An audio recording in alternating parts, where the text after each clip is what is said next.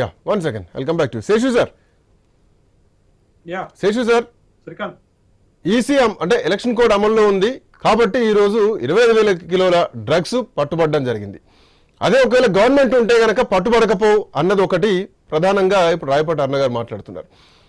మన రాష్ట్రంలో ఎందుకు దొరకాయి, పక్క రాష్ట్రంలో ఎందుకు దొరుకుతున్నాయి, ఇక్కడే సాగు జరుగుతోందా, ప్రభుత్వానికి తెలియకుండా జరుగుతోందా, ఇంతకాలం గవర్నమెంట్ ఉంది కాబట్టి వాళ్ళ హ్యాండ్ ఓవర్ లో జరిగింది, వాళ్ళ మీద ఒత్తిడి ఉందా అధికారుల మీద, ఇదొక వర్షన్ అయితే కనుక ఇక్కడ సాగు జరుగుతోందా అన్నది ఇప్పుడు కొత్త పాయింట్ ఒకటి లేవనెత్తడం జరిగింది. ఎట్లా చూడొచ్చు? అండ్ ఇంకోటి ఏంటంటే ఐ థింక్ ఈరోజు వైసీపీ నాయకులు కామెంట్ చేస్తున్నట్టున్నారు, ఎన్నికలకు మందు బాటిల్ వంచే కల్చర్ పోయి డ్రగ్స్ వంచే కాడికి వస్తున్నారేమో తెలుగుదేశం పార్టీ నాయకులు అంటూ కూడా మాట్లాడుతున్నటువంటి క్రమం. ఎడిపోతుంది, ఏం జరుగుతోంది, అసలు వాట్స్ గోయింగ్ ఆన్?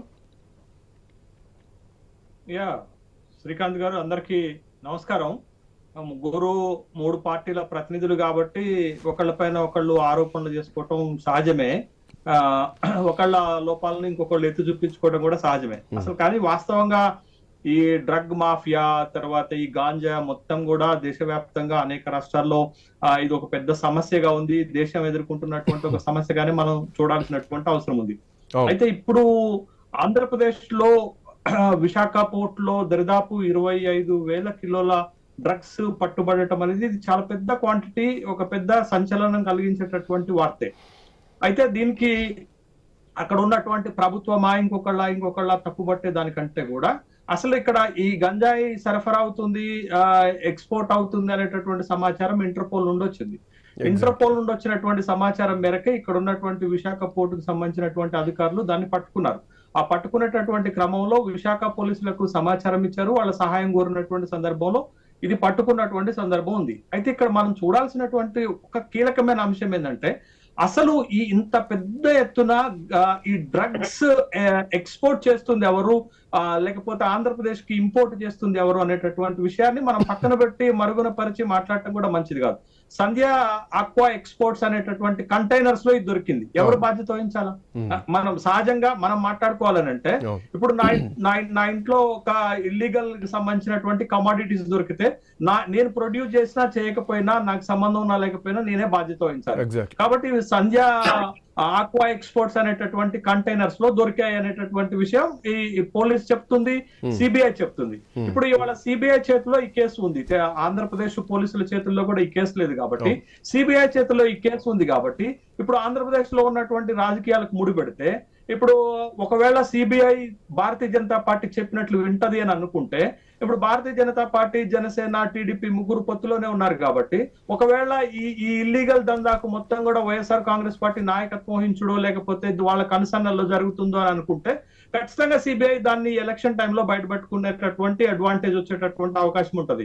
ఇదే సంఘటన మన తెలంగాణలో కూడా జరిగిన సంఘటన చూసాం. ఎందుకంటే తెలంగాణలో శాసనసభ ఎన్నికలకు ముందు మేడిగడ్డ ప్రాజెక్టు కుంగినటువంటి సందర్భమే అది ఎన్నికల్లో ఎంత ప్రభావం చూపెట్టింది, బీఆర్ఎస్ పార్టీ ఓడిపోవడానికి ఎంత కీలకమైంది అనేటటువంటి విషయం మొత్తం తెలుగు రాష్ట్రాల్లో ఉన్నటువంటి ప్రజలందరికీ, రాజకీయ నాయకులకు, పార్టీలకు కూడా తెలుసు. ఇవాళ అదే విషయము ఎలక్షన్స్ జరుగుతున్నటువంటి ఎలక్షన్ కోడ్ వచ్చినటువంటి ఈ సందర్భంలో ఇప్పుడు అక్కడ గనక ఒకవేళ అధికార పార్టీకి గనక దీంట్లో గనక పాత్ర ఉంటే అది సిబిఐ కేసు ఇప్పుడు సిబిఐ చేతుల్లో ఉంది కాబట్టి వాళ్ళు దాన్ని బయటపెట్టడం వల్ల కూటమికి పెద్ద ఎత్తున రాజకీయ లాభం జరిగేటటువంటి అవకాశం ఉంటుంది కదా. కాబట్టి ఈ సంధ్య ఆక్వా ఎక్స్పోర్ట్స్ కి సంబంధించినటువంటి ఓనర్స్ ఎవరు, మేనేజర్స్ ఎవరు, డైరెక్టర్స్ ఎవరు, ఈ కంపెనీని నడుపుతుంది ఎవరు, వాళ్ళకి ఎవరితో సంబంధాలు ఉన్నాయనేటటువంటి విషయం చాలా స్పష్టంగా ఈజీగా బయట పెట్టుకోవచ్చు. దర్యాప్తు సంస్థలు ఉన్నాయి, కేంద్ర దర్యాప్తు సంస్థలు ఉన్నాయి, రాష్ట్ర దర్యాప్తు సంస్థలు ఉన్నాయి. ఇప్పుడు వాళ్ళందరూ కూడా ఎలక్షన్ కమిషన్ ఆఫ్ ఇండియా ఆధ్వర్యంలో ఉంటాయి కాబట్టి ఇంపార్షియల్ ఎంక్వైరీ జరగడానికి అవకాశం ఉంటుంది. రాజకీయ ఆరోపణలు ఎప్పటికి వస్తూనే ఉంటాయి, ఎప్పటికి చేస్తూనే ఉంటారు. దాన్ని పక్కన పెడితే అసలు ఇంత పెద్ద మొత్తంలో దేశంలో గాని రాష్ట్రంలో గాని డ్రగ్స్ ఇంపోర్ట్ అయితే అవి ఇక్కడ పట్టుకోకుండా రేపు కన్జంప్షన్ లోకి వస్తే యువత పైన ఎంత పెద్ద ఎత్తున ప్రభావం పడుతుంది అనేటటువంటి విషయాన్ని చూడాలి. ఇవాళనే మీరు ఒక వార్త చూసారో లేదో, జగిత్యాల్లో 10వ తరగతి అమ్మాయిలు గంజాయి తాగుతున్నారు. 10వ తరగతి అమ్మాయిలు గంజాయి తాగుతుంటే వాళ్ళని రీహాబిటేషన్ సెంటర్స్ తీసుకుపోయినటువంటి సందర్భాన్ని మనం చూసాం. ఇవాళ ఈ డ్రగ్స్ గాని గాంజా గాని ఎవరిపైన పెద్ద ఎత్తున ప్రభావం చూపెడుతుంది అనేది యూత్ పైనే. వాళ్ళు భావి భారత పౌరులుగా ఉండాల్సిన వాళ్ళు గంజాయికి బానిసై రీహాబిటేషన్ సెంటర్స్ కి పోతే అది దేశానికి, రాష్ట్రానికి మంచిది కాదనేటటువంటి విషయాన్ని గమనించాలి కదా. ఇంకొక కీలకమైన విషయం ఆంధ్రప్రదేశ్ కి సంబంధించినటువంటి అంశం ఏంటంటే రాయపాటి అరుణ్ గారు కొద్దిగా అట్లా టచ్ చేసి వదిలిపెట్టారు. అది కాదండి, మనం వాస్తవాలు మాట్లాడాలని అంటే ఇక అల్లూరి మన్యం జిల్లాలో ఇప్పుడు కాదండి, నేను గత 30 ఏళ్ల నుంచి వింటున్నాను, అక్కడ గంజాయి సాగు జరుగుతుంది. అక్కడ ఉన్నటువంటి వాళ్ళు గంజాయి సాగు చేయటం అనేటటువంటిది ఒక వృత్తిగా పెట్టుకున్నారు. ఎన్నిసార్లు దాడి చేసినా, ఎన్నిసార్లు గంజాయి పంటలను ధ్వంసం చేసినప్పటికీ కూడా అక్కడ కొంత ఎంకరేజ్మెంట్ బయట శక్తుల వల్ల ఉండటం వల్ల అల్లూరి మన్యం జిల్లాలో గంజాయి సాగు అనేది 30 సంవత్సరాలుగా పెద్ద ఎత్తున జరుగుతుంది. అది ప్రభుత్వాలకు తెలుసు. ప్రభుత్వాలు ఎందుకు ఆపలేకపోతున్నాయి అనే కోణాన్ని కూడా మనం చూడాల్సినటువంటి అవసరం ఉంది.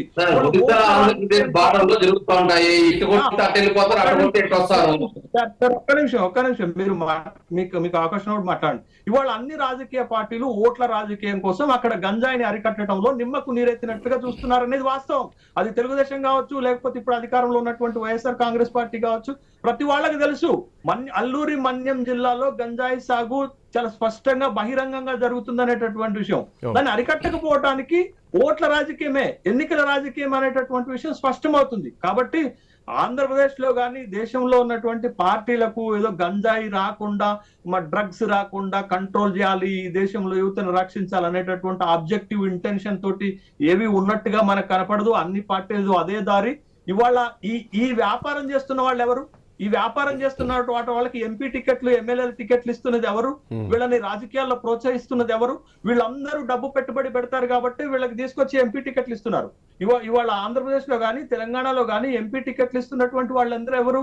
అడ్డగోలుగా డబ్బు సంపాదించి పెద్ద ఎత్తున విచ్చలవిడిగా డబ్బు ఖర్చు పెట్టాలనుకుంటున్నటువంటి వాళ్ళకి టికెట్లు ఇస్తున్నారు. అది నేను ఒకప్పుడు చాలా సంతోషపడ్డా, పవన్ కళ్యాణ్ గారు zero politics, zero expenditure politics అంటే. కానీ మొన్న ఏం చెప్తున్నారు? తన స్టేట్మెంట్ కి తానే రాజుబడి ఆ డబ్బులు పంచుకుంటే పంచుకోండి, నాకేం సంబంధం లేదు, అది మీ ఇష్టం అని చెప్తున్నారు. అంటే ఒక రాజకీయ నాయకుడు ఒక స్టిక్ ఆన్ అయినటువంటి స్టేట్మెంట్ నుండి ఎక్కడికి ఫాల్ డౌన్ అయ్యారు, ఎక్కడికి స్లిప్ అయ్యారు, ఎక్కడికి జారిపోయారు అనేటటువంటి విషయం. కాబట్టి పవన్ కళ్యాణ్ లాంటి వాడు కూడా ఒక ఫంక్తు రాజకీయ నాయకుడిగా మారిపోయి ఇవాళ జీరో పాలిటిక్స్ పైన నాకు నమ్మకం లేదు, ఎన్నికల్లో డబ్బు ఖర్చు పెట్టేటటువంటి పాలిటిక్స్ అని చెప్తున్నాడు. ఈ డబ్బు అంతా ఎక్కడి నుంచి వస్తుంది? ఇల్లీగల్ వ్యాపారాలు చేస్తేనో, ఇల్లీగల్ దందా చేస్తేనో, ఇట్లాంటి వ్యాపారాలు చేస్తేనో డబ్బు వస్తుంది. ఈ డబ్బు మొత్తాన్ని రాజకీయాల్లో పెడుతున్నారు, ఓట్లు కొనుగోలు చేస్తున్నారు, ఎంపీలుగా ఎమ్మెల్యేలుగా గెలుస్తున్నారు. గెలిచినటువంటి వాళ్ళు అధికారంలోకి వస్తున్నారు. అధికారంలోకి వచ్చినటువంటి వాళ్ళు ఇట్లాంటి దందాలను నియంత్రణ చేయగలుగుతారా? కంట్రోల్ చేయగలుగుతారా?